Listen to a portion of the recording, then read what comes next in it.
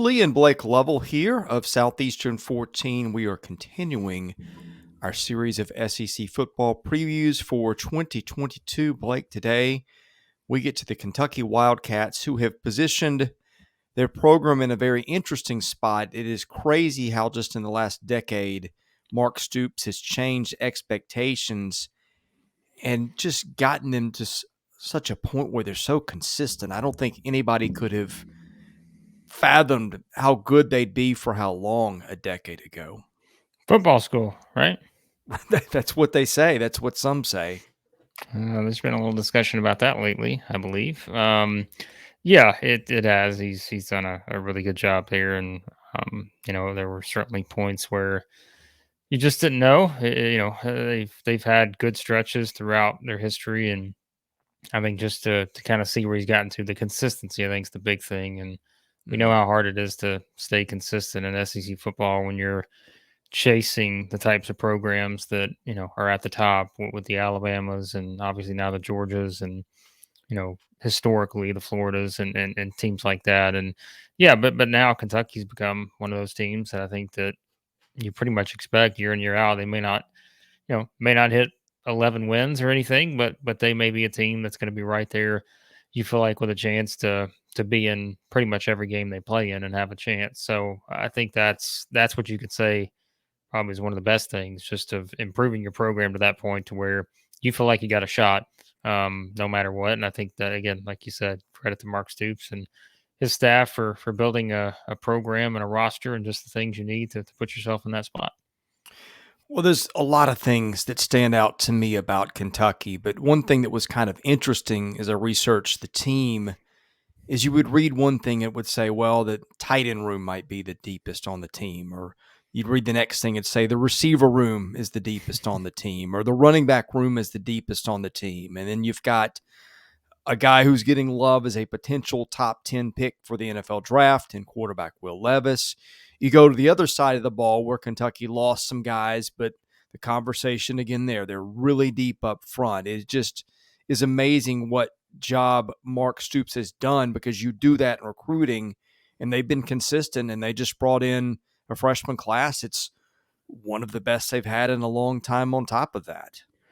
That's the thing, is like it's not like Kentucky just has, seven or more starters coming back on each side of the ball, but it's the fact that who they brought in, you feel like will be able to fill the void of some of the guys that left. And like you said, I mean, it's not like, let's be honest, some of the guys that aren't there anymore were big time players and are now Mm-hmm. playing in the NFL and are going to contribute right away, but on both sides of the ball, probably. So I think that is something to think about here. You talked about like the offensive line and those kind of things will be, I think, a big focus for them. But yeah, I mean, when you just, again, going back to just the talent and having a roster that can compete in the SEC and be able to have a chance to win a lot of games.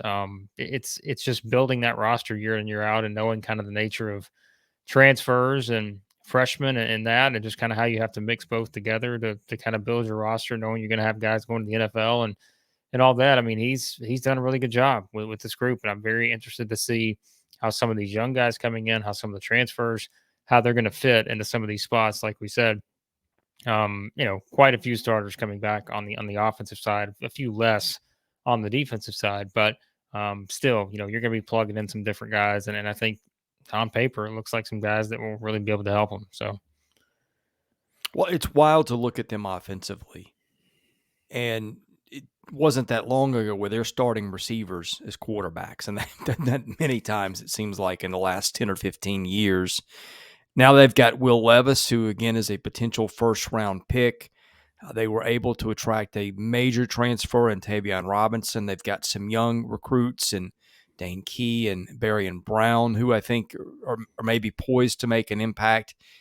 It's funny how quickly, and I'm not going to say they have shifted their identity, right? Because in the next breath, we're probably going to talk about Chris Rodriguez, who may lead the league in rushing, but they have gone from what can we find at quarterback and put behind center, because we have not much here, to the point where now they're maybe developing first rounders for the league. yeah, I mean, that's the thing, is it's I mean, you know where all the attention starts. It starts with the quarterback. You can say whatever you want about how teams have to be built and all this, but everyone's always going to turn their attention to the quarterback and the value of what they bring to the table. And when you have a guy like this, you said, undoubtedly, I think as it stands right now, he's a first round pick next year, can certainly play his way very high on that board, I think. I've seen some people put him as high as 15 or somewhere in there. So that's what you're talking about having at your disposal in terms of your passing attack and those kind of things. And it just makes everything else so much easier. And that's what we talk about, like with other teams. Think about this offseason and think about how many like quarterback battles we've talked about in the SEC. And it's not that the guys aren't talented enough that are going to win those jobs. It's just that there's uncertainty there. But like with Kentucky, you don't have any uncertainty. You have a guy that's going to be, again, all positives ahead. Like he's going to be a first round pick in the NFL draft, and he's leading your offense. So that's a luxury that Kentucky has that maybe one other team will have in terms of this year's starting quarterback group. And obviously, we're talking about Bryce Young. I'm sure there are others that will be in that group, but I just think having him leading the way, knowing what you're going to have at running back too, um, he's just the kind of quarterback that I think will make everything flow much better with this offense, and I think he'll help kind of get some of these receivers acclimated and those kind of things. And so, yeah, it's a luxury to have that guy leading the way against a league, as we know, that's got some pretty good defensive players that will do everything they can to try to stop him. So. Offensive line is where they lose some dudes, but at the same time, they get Eli Cox back, who was one of the best linemen in the country till he got hurt, I think, a year ago. You have Kenneth Horsey is back. They do have some guys that have played before. It's going to be very interesting to see how they split their identity because they're just deep at running back and at receiver. And again, the Levis factor, the Rodriguez factor, it's going to be, I guess, who wins the discussion because I could see them really going either way and becoming one of the league's better passing teams or one of the league's better rushing teams, or who knows, maybe both. Yeah, and I think it's that receiver group is probably what I'd have my eye on. Like you mentioned, I think the offensive line's an obvious. If you are going to run the ball a lot and you're going to protect your your first round quarterback, you definitely need an offensive line that can be consistent enough to not give up sacks and those kind of things. And so it will be interesting to see how they do plug in some of those guys. But when you look at the wide receivers, I mean, look at what Wandale Robinson did last year, right? I mean, you're talking about just an incredible season, and for him to have to replace him, that's not something that will be necessarily easy. I think just looking at all the production in that, but again, you're bringing in another Robinson in hopes that who is it? I think Tavion Robinson from Yeah. Virginia Tech, and he's someone that I think they certainly have high expectations for, and some other guys that will certainly, like you said, you talk about freshmen too, and those guys I think will come in and have an opportunity right away. So I think that's it, and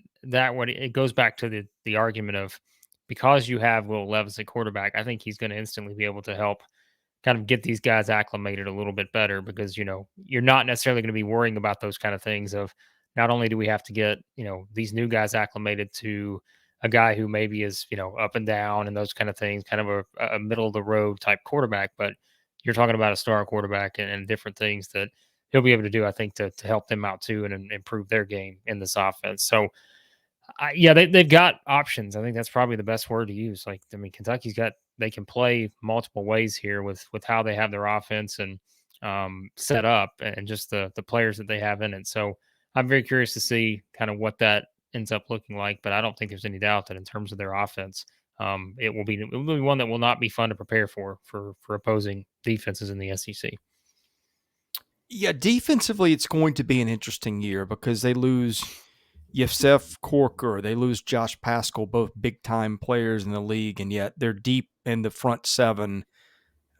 You look at what they've got, it feels like JJ Weaver and DeAndre Square and those guys have been there like forever.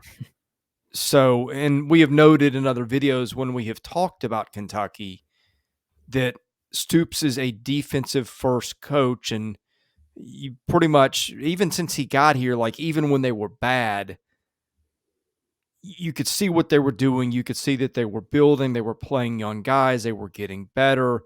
They were building with an eye towards becoming really, really salty on that side of the ball. And again, the way they recruit at this point, they just plug in different guys for what they lose. Yeah, I mean, and you may have just said it, but the numbers, what I think they've 22 points per game or less. I think 3 out of the last 4 years, I believe it is, somewhere in that range. That yeah, they don't give up a lot of points. That's basically what we're saying, and that's why again, it's not like they have everyone coming back on that side of the ball, and yeah, I mean, you've got to replace some guys, but I think it's what you said. It's we talk about like we use that phrase "benefit of the doubt" with certain coaches, and I think that's what you do here with Stoops. You just kind of look at it and say, "All right, you see the talent coming in, you've got depth, in multiple positions on the defensive side. It's just who are going to be like the emerging stars of some of these. Maybe that's what you try to identify. You talk about Weaver and those kind of guys that are there that you expect to step into those expanded roles, but yeah, I think that's what I've gotten to with Kentucky. I think it's a team that, like we said, because their offense is going to be, I think, very, very good.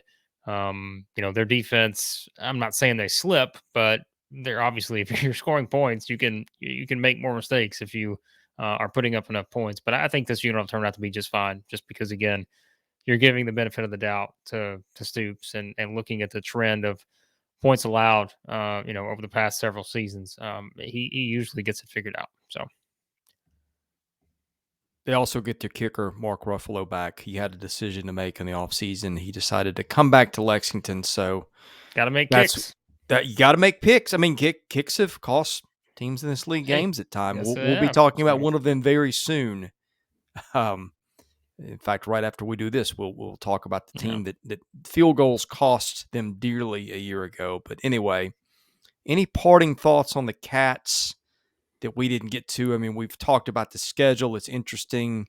Florida week 2 in Gainesville will be a very interesting game. And if they can win that, I mean, goodness, Blake, this is a team that's got a chance to roll off some wins to start the season. Yeah, no, it will for sure. And I think it's like we said, their schedule. I mean, I think it sets up pretty nicely. Like you mentioned, if you win that game at Florida, what have you got? You got Miami of Ohio, Youngstown State, Northern Illinois.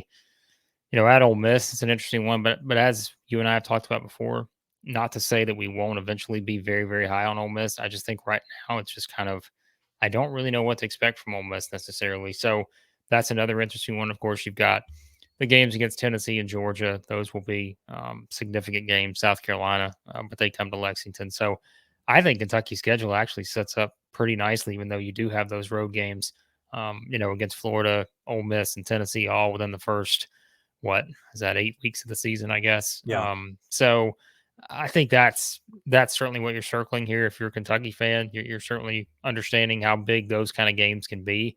Um, because again, like the home slayer, even it's the SEC East, right? And we talk about the comparing the East and the West.